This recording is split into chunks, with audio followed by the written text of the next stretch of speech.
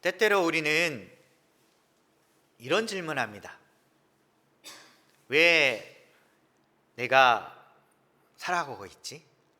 내 인생의 목적이 무엇이지? 라고 질문을 하게 되는데, 그때 그냥 태어났으니까, 살아남기 위해서,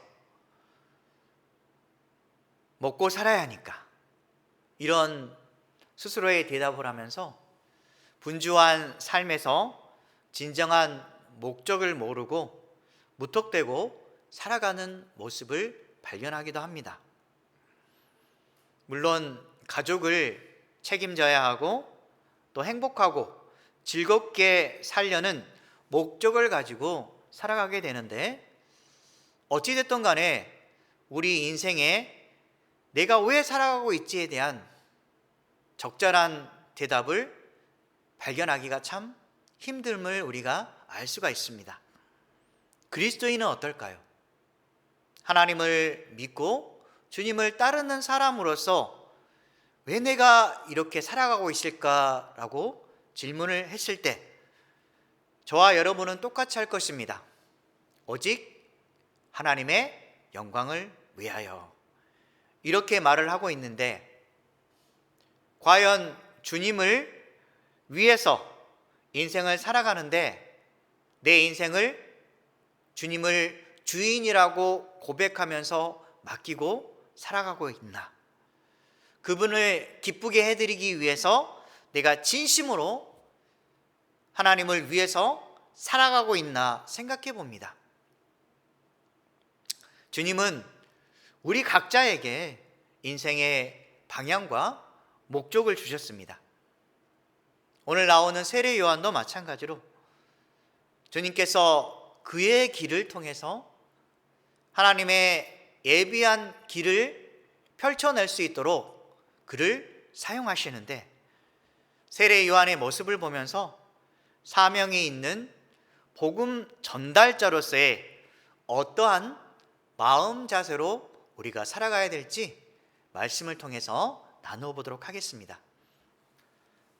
세례 요한이 오늘 말씀에 등장하는데, 그의 등장은 예수님이 하나님의 아들이자 그리고 그리스도인임을 명백히 증명하고 있습니다.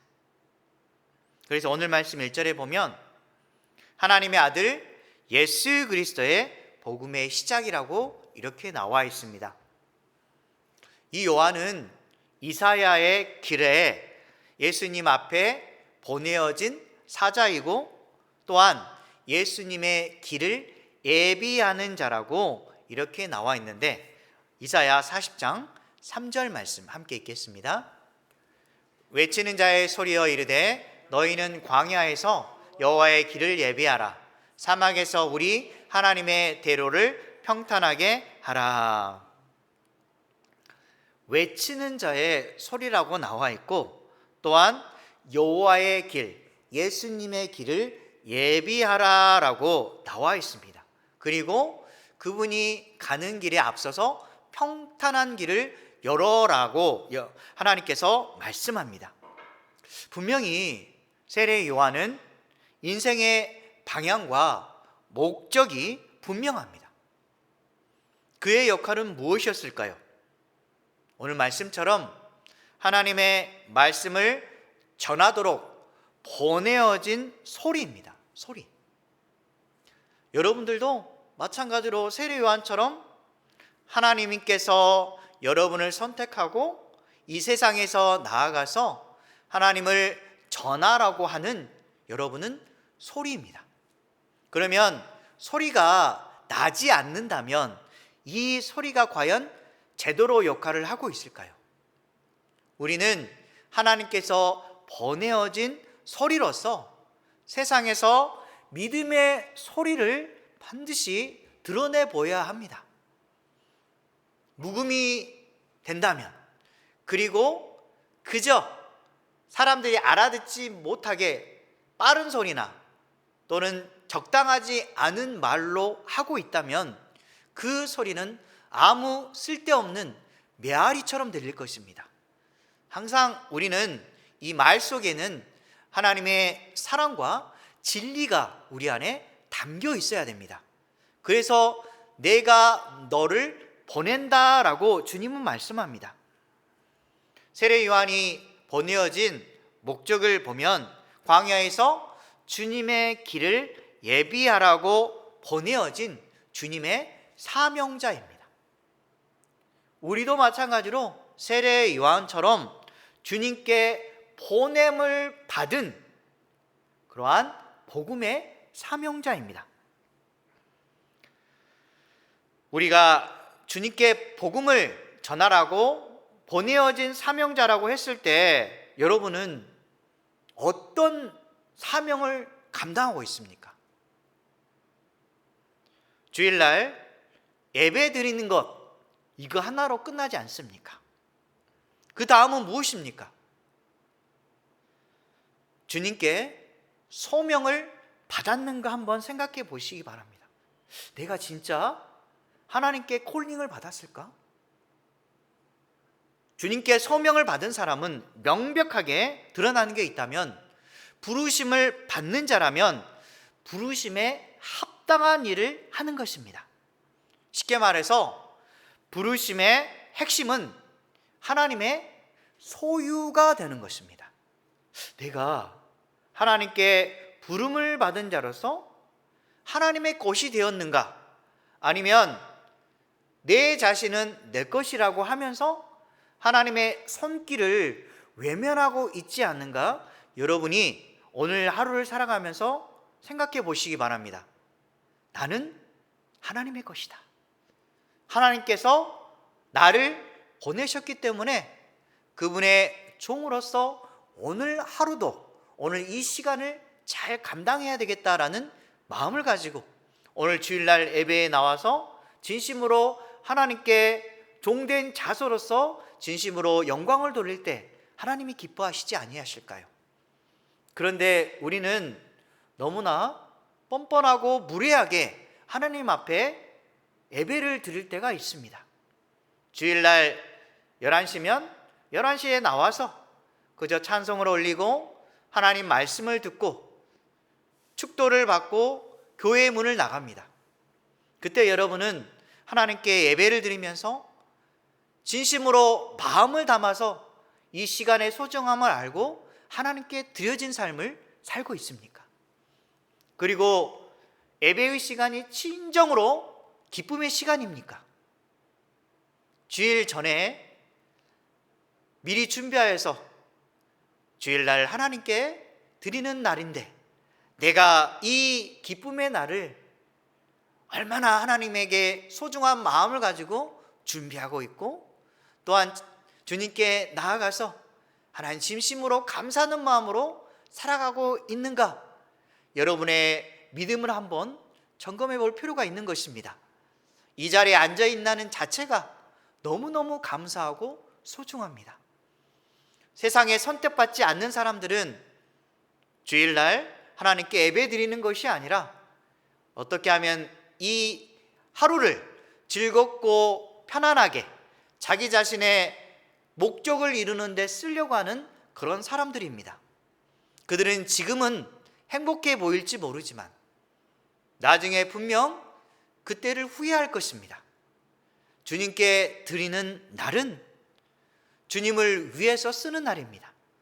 내 자신이 휴식하는 날이라고 하는 것이 아니라 내가 주님께 내 마음과 정성을 들여서 내 마음에 안식을 얻는 날이 주일입니다. 그래서 주님의 날을 기억하고 오늘 하루 주님께 진심으로 드려지는 하루가 되는 것입니다. 그래서 주님이 나를 도장을 찍으면서 너는 내 것이다 라고 확증하였을 때 우리는 부르심의 소명을 받은 자라는 사실을 명확하게 깨달을 수 있는 것입니다. 이사야 43장 1절 부분을 보도록 하겠습니다. 하반절에 보면 함께 읽겠습니다. 너는 두려워하지 말라. 내가 너를 구속하였고 내가 너를 지명하여 불렀나니 너는 내 것이라. 주님이 말씀합니다. 사랑하는 아들아, 사랑하는 딸아, 두려워하지 말거라. 내가 너를 구속하였고 내가 너를 지명하여 불렀나니 너는 내 것이라. 너는 내 것이라 라고 주님이 말씀하십니다. 그러면 우리가 하나님의 것이 된 자로서 저는 주님의 종된 자리에 서지 않았습니다. 저는 주님의 것이 아닙니다 라고 고집부리며 살아갈까요? 주님이 우리를 부르실 때 주님께 무릎을 꿇고 하나님, 저를 하나님의 자녀로서 삼아주셔서 너무너무 감사를 드립니다. 사실 우리의 신분은 종으로서의 삶을 살아야 되는데 우리를 너무나 사랑해 주셔서 종의 신분에서 구속해 주시고 우리를 하나님의 사랑하는 아들과 딸의 자리로 앉혀주심을 너무너무 감사합니다 라는 마음으로 그분의 소유가 되었음에 대해서 하나님께 감사와 찬송을 올려드리는 것입니다. 주님이 너는 내 것이라 라고 말씀했을 때 우리도 마찬가지로 하나님의 부르심을 잊고서 그분의 소유가 되었음을 감사하고 삶으로 드러내시기 바랍니다. 그래서 우리가 하나님의 백성으로서 살아간다는 그 사실은 바로 아닌 믿음을 지키는 삶이요 구별된 자의 삶을 살아가는 것입니다. 그 구별된 자의 삶은 무엇일까요? 베드로전서 1장 15절 말씀 함께 읽겠습니다. 오직 너희를 부르신 거룩한 이처럼 너희도 모든 행실에 거룩한 자가 되라. 하나님은 거룩한 분이십니다. 깨끗하고 우리의 모든 것을 위해서 살아가는 하나님의 사랑과 은혜가 충만하신 그분의 그 말씀에 따라 우리는 오늘 하루도 감사하며 살아가되 주님이 거룩하오니 나도 거룩한 삶을 살겠습니다 라고 다짐하고 믿음을 지켜가는 인생을 살아야 되는 것입니다. 여러분은 주님을 닮은 인생을 살아가고 있습니까? 주님과 동행하면서 거룩한 성품을 닮아가면서 주님을 위해서 그리스도인다운 모습을 살아가려고 애쓰고 있습니까? 바로 우리는 하나님께 선택된 하나님의 성품을 담은 하나님의 사람입니다. 자랑스럽게 생각하고 오늘 하루도 부르심을 입은 자로서 나는 하나님의 것이야 라는 그 당당함을 가지고 오늘 하루를 사시기 바랍니다. 요한이 광야에 이르러서 죄사함을 받게 하는 회개의 세례를 선포합니다. 그가 전파한 세례는 무엇일까요? 그가 말하는 세례는 하나님과 상관없이 살았던 그 죄된 모습을 깨닫고 자신의 죄가 얼마나 큰지 주님 앞에 애통해야 하는 심정으로 나아가는 게 바로 회개입니다. 여러분들은 처음에 주님을 믿었을 때 어떤 심정으로 회개했습니까? 나 같은 죄인 살리신 주님 감사합니다. 주님 오늘 하루도 다음 시간도 앞으로도 영원히 주님의 은혜에 합당한 삶을 살겠습니다 라고 고백하면서 회개한 그러한 모습을 가지지 않으셨습니까? 분명히 우리의 죄가 보일 때 주님께 회개하면 너무너무 애통해야 하는 마음을 가지게 됩니다. 자신의 죄가 너무 많이 보이고 부끄러워서 주님 앞에 고개를 들기가 힘들 정도로 우리의 죄된 모습을 발견하는 것입니다.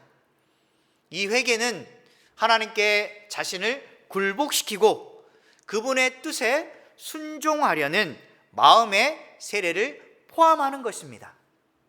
분명히 우리가 주님께 고백하면서 내 죄를 용서해 주신 주님께 감사합니다 라는 증표, 하나님의 자녀가 되었다는 증표로 세례를 받게 되는데 겉모양의 세례보다는 진심으로 마음을 담아 내가 마음의 세례를 받았다라는 그것에 대한 하나님의 그 증표를 나타내 보이는 것입니다. 로마서 6장 3절 말씀 함께 읽겠습니다. 무릇 그리스도 예수와 합하여 세례를 받은 우리는 그의 죽으심과 합하여 세례를 받은 줄을 알지 못하느냐. 예수 그리스도와 합하여서 우리는 세례를 받았는데, 여기서 마음의 세례라고 하는 것은 예수 그리스도의 죽으심과 합하여서 내가 세례를 받는 것입니다. 죽었다고 하는 것은 내 자신의 자아가 주님을 통해서, 주님이 십자가에 못 박혀 돌아가셨듯이 나도 마찬가지로 내 썩어져가는 육신과 주님 앞에 죄된 모습을 십자가 앞에 다 내어버리는 것입니다. 그래서 우리는 한번 죽는 것입니다. 이 장사를 치른 자가 이제는 새로운 삶을 살았다라는 그 믿음을 가지고 하나님의 자녀의 새로운 모습을 보여주되, 여기 나와 있는 것처럼 마음의 세례를 받고 주님과 함께 새로운 인생을 살아가는 것입니다. 내 자아가 죽고 순종하는 새로운 삶은 다음과 같습니다. 갈라디아서 2장 20절 말씀 함께 읽겠습니다. 내가 그리스도와 함께 십자가에 못 박혔나니 그런즉 이제는 내가 사는 것이 아니요 오직 내 안에 그리스도께서 사시는 것이라. 이제 내가 육체 가운데 사는 것은 나를 사랑하사 나를 위하여 자기 자신을 버리신 하나님의 아들을 믿는 믿음 안에서 사는 것이라. 그렇습니다. 우리는 우리의 모든 육체와 탐심을 십자가 앞에 다 못 박았습니다. 그래서 이제는 내가 사는 것이 아니요 내 안에 그리스도께서 사시는 것입니다. 내 안에 찾아오셔서 나와 더불어 살아가는 예수 그리스도로 말미암아 이제는 내가 육체 가운데 사는 것이 아니라 오직 나를 위하여 모든 것을 내어버리신 하나님의 아들을 믿는 믿음 안에 사는 것입니다. 이런 믿음 안에 사는 삶이 회개했지만 삶은 죄악투성이고 하나님 아들을 믿는 믿음 안에 살지 않는 그런 인생을 살다면 과연 진정한 회개의 삶을 살아가는 인생일까요? 예수님은 우리가 그분을 주는 그리스도요 살아계신 하나님의 아들입니다 라고 고백과 함께 삶으로도, 진정한 인생의 삶으로도 회개가 드러나기를 원하시는 것입니다. 겉모양으로 드려지는 거짓된 회개가 아니라 마음을 담아서 진심으로 주님과 동행하는 믿음의 길을 걷겠습니다. 나도 마찬가지로 주님이 십자가를 지셨기 때문에 그 십자가의 길을 걷겠습니다 라고 자신이 진심으로 삶에서 회개하고 주님을 위해서 살아갈 때 진짜 회개하는 삶이 것입니다. 에베소서 4장 22절에서 24절을 보면 이 회개한 자의 인생의 새 삶에 대해서 나와 있습니다. 함께 읽겠습니다.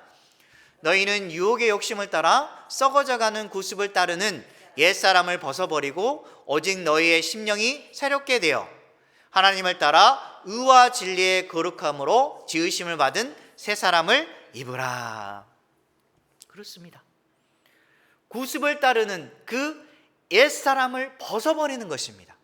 이제는 우리 옛 옷을 벗어버리고 새 옷을 갈아입는데 그것은 다름 아닌 거룩함으로 지으심을 받은 새 사람을 입는 것입니다. 우리의 육신은 분명 더럽고 추악하고 썩어질 수밖에 없고 주북을 수밖에 없지만 주님께서 우리에게 새 옷을 걸쳐주심으로 말미암아 이 썩어져가는 육신이 새로운 육신으로 변하여서 새 사람이 되었고 내 거짓된 자아는 죽고 주님께서 주신 새로운 자아를 가지고 내가 새로운 인생을 살아가는 것입니다. 그런데 세상이 어렵다고 해서 고통스럽다고 해서 주님을 버리는 인생을 살면 되겠습니까?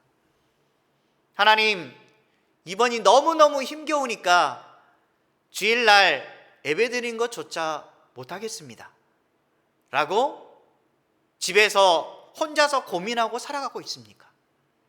주님은 분명히 말씀합니다. 너희가 고통당할 때 나도 함께 너와 고통을 받고 있단다. 너희가 눈물을 흘릴 때 나도 너희 옆에서 지켜주고 있단다. 왜 혼자 슬퍼하느냐라고 말씀하십니다. 우리는 고통을 받을 때, 힘겨울 때 더더욱 주님을 찾고 주님께 나아가야 합니다.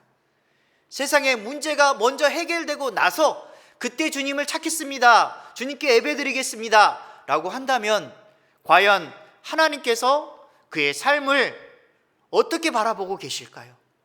너무너무 안타까워하실 것입니다. 항상 주님은 말씀합니다. 네가 어느 자리에 있든지 어떤 형편이 있든지 나를 찾으면 내가 너를 기억하고 너의 모든 것을 책임져 주시고 또한 너의 인생에 대해서 앞으로의 길을 이끌어 주겠다라고 말씀하십니다.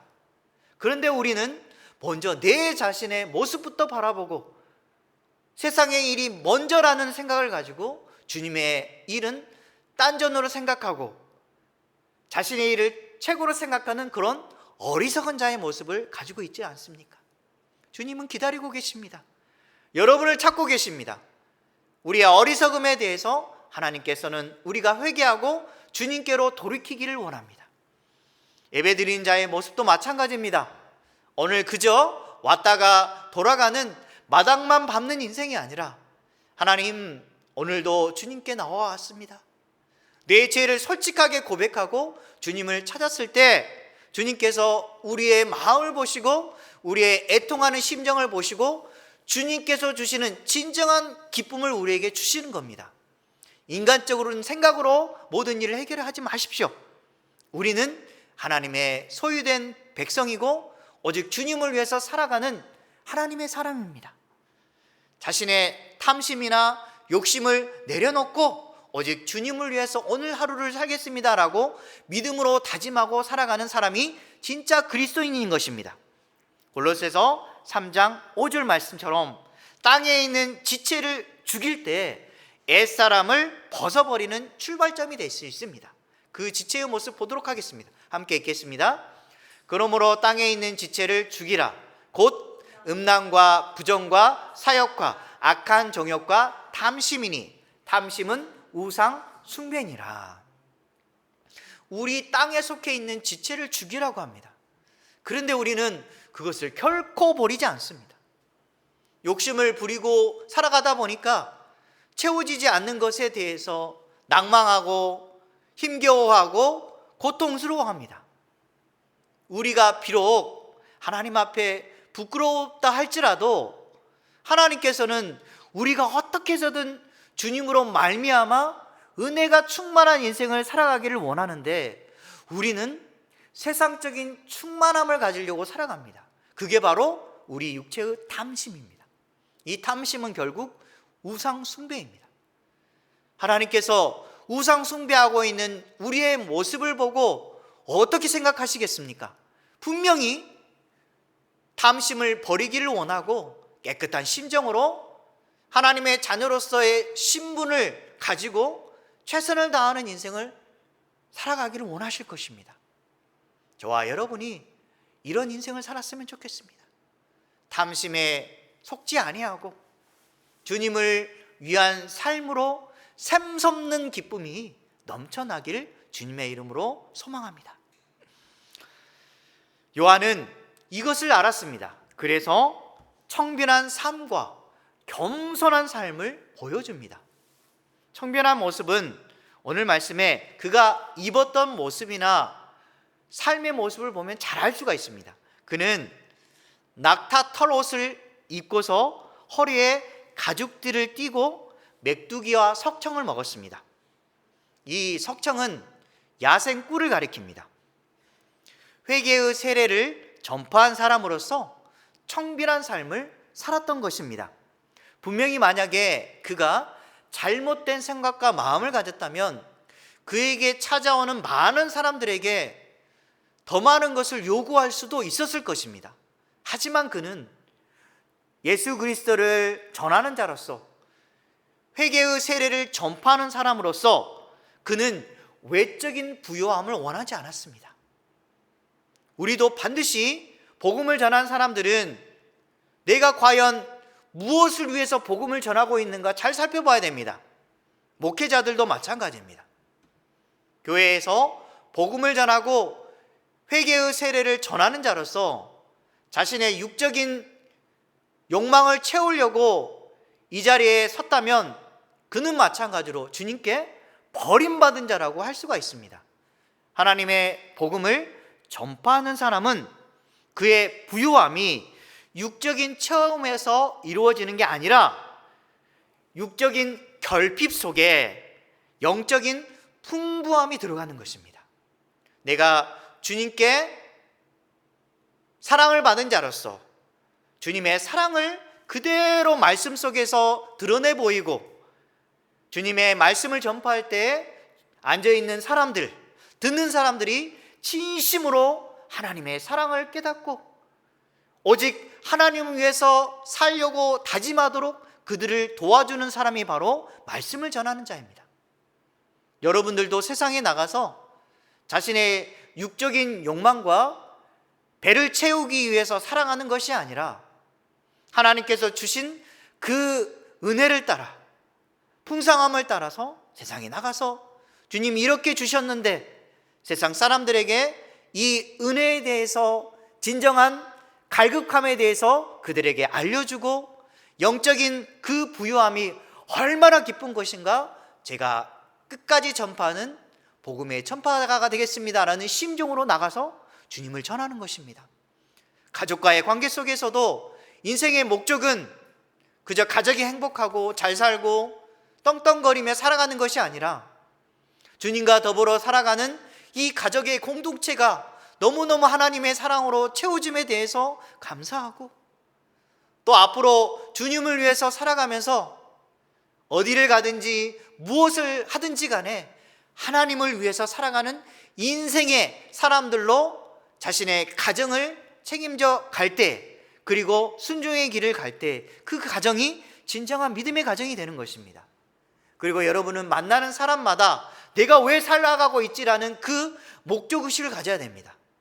그 사람과 더불어 그저 세상의 쾌락을 즐기면서 먹고 즐기고 그러는 것이 아닙니다.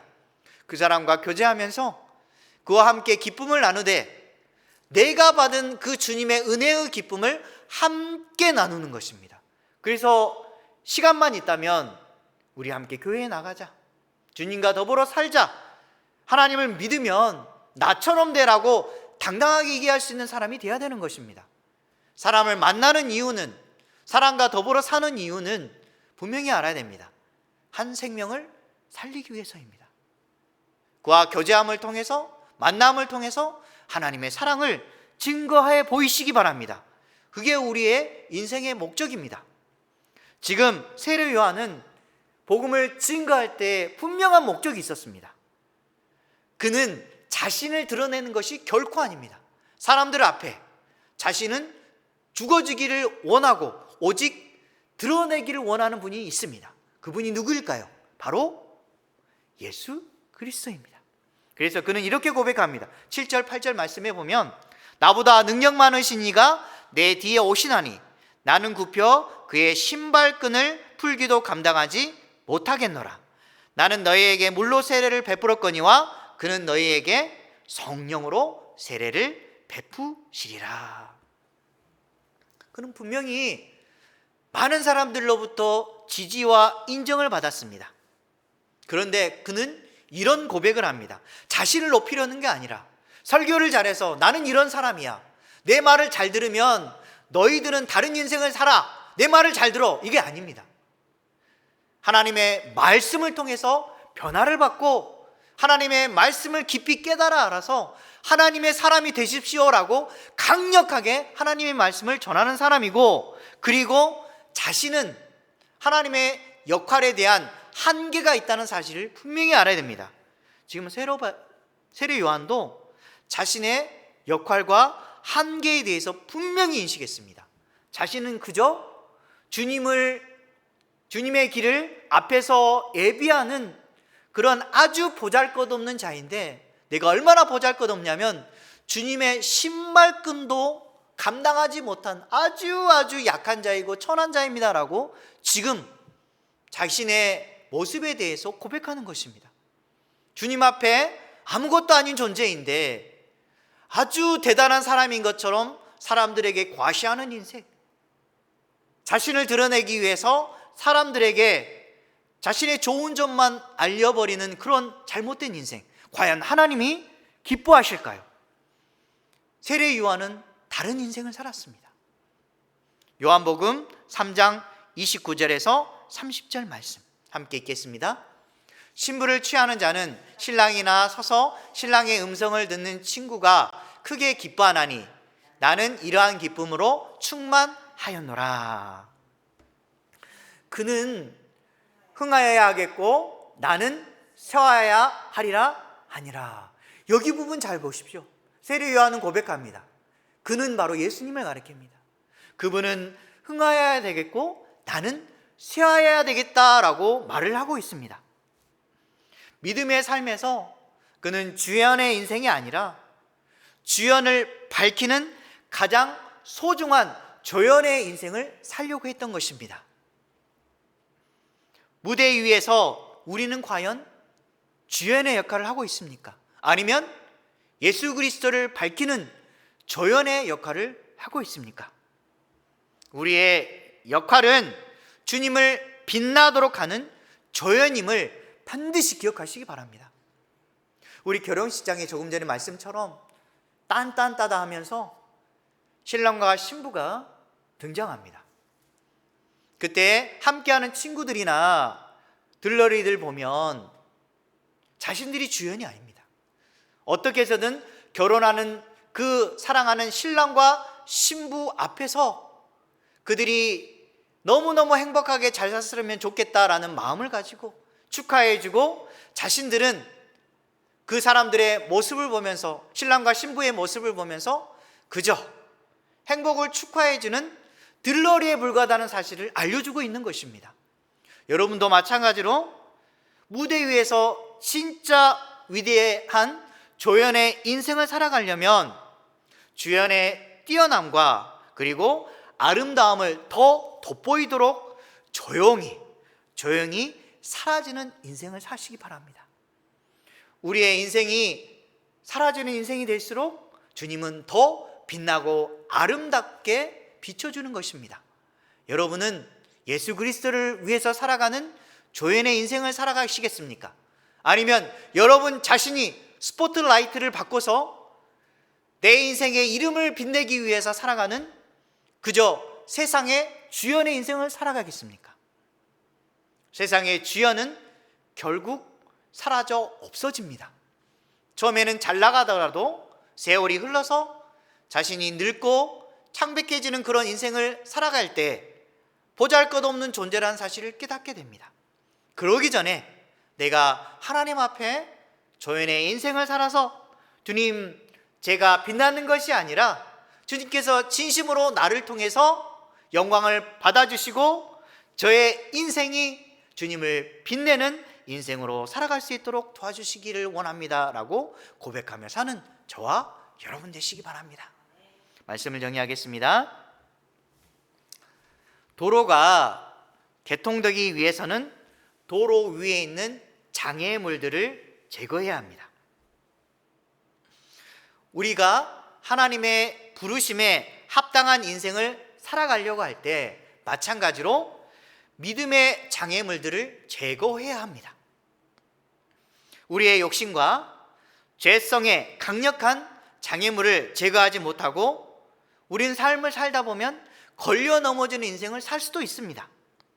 하지만 무너진 삶 속에 잠깐 잊은 주님의 은혜를 붙잡고 다시 일어나야 됩니다. 그저 넘어졌으니까 나는 못합니다, 주님 저는 끝난 인생입니다 라는 것이 아니라, 넘어졌을 때 다시 한번 주님의 은혜를 붙잡고 주님의 손에 의지하여서 힘을 얻고 주님 바라보고 다시 목표를 향해 달려가는 것입니다. 하나님의 부르심을 잊고 그분의 소유가 되었다는 그 믿음을 삶으로 드러내시고, 내 자신의 역할은 주님을 빛나도록 하는 조연임을 반드시 기억하시기 바랍니다. 그리하여서 인생의 목적을 잊지 말고 지금부터 한 걸음씩 사명의 길을 걸어가는 저와 여러분 되시길 주님의 이름으로 간절히 축원합니다.